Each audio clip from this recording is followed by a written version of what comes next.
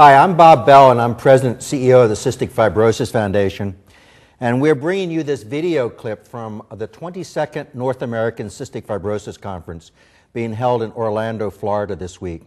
This week we have 3,800 scientists, physicians, allied health providers from all over the world participating in the largest ever cystic fibrosis meeting. It is absolutely one of the most exciting events I've certainly ever participated in my history at the foundation. I think it's clearly one of the most exciting medical events that's going on in the field of pediatrics at this time. You know, again, it's such a sense of excitement everywhere you go. You feel it in the halls, in the meeting rooms. We have lots of concurrent sessions. But clearly one of the highlights of this meeting is the explanation and the new data coming out from a number of the studies that are being directed toward treating the basic defect in cystic fibrosis. This is what we've always wanted to do. You know, we've had great, increases in life expectancy as a result of treating the symptoms of CF, but now we're treating the basic defect. And Dr. Frank Accurso from Children's Hospital in Colorado is the principal investigator on the VX-770 clinical trial. And he's going to be presenting some of this data this morning. It was earlier released in a press release earlier this week. And it's a very exciting because this is the first time that we've been able to use an oral drug, a small molecule, to be able to treat the basic defect in cystic fibrosis. So Dr. Accurso, I'm going to ask you some questions. Could you give us a little bit about the details of the trial and what it involved from the patient point of view and the results we were looking for or hoping for? Well, the trial involved VX-770, and to understand exactly what it does, it's important to think a bit about cystic fibrosis. Cystic fibrosis is caused by essentially one abnormal protein that governs chloride movement in and out of cells. And that leads to all the other problems. Current treatments deal with the secondary effects of this abnormal protein. The use of antibiotics, for example, for airway infection.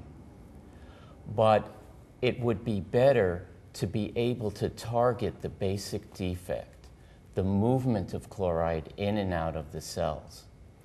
And that's what VX-770 does. Such a treatment would offer a number of advantages over the current approaches. And VX-770 is an oral treatment. It's taken like a drug. It's taken twice a day. And we have evidence that it actually is moving the chloride in and out of the cells.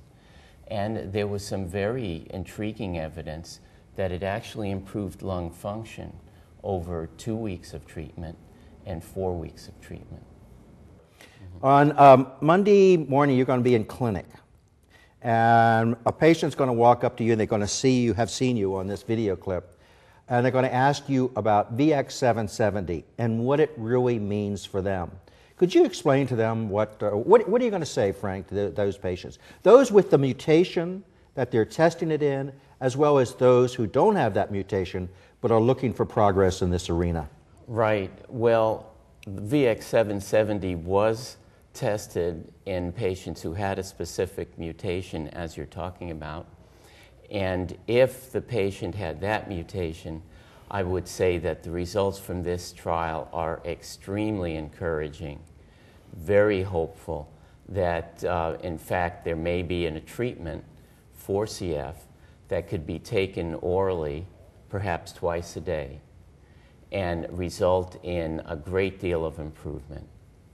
If the individual did not have a mutation that was covered by this trial, I would say even showing that you can treat the basic defect orally with, again, a treatment that could be taken maybe twice a day was very encouraging for future approaches that might address that particular patient's problem.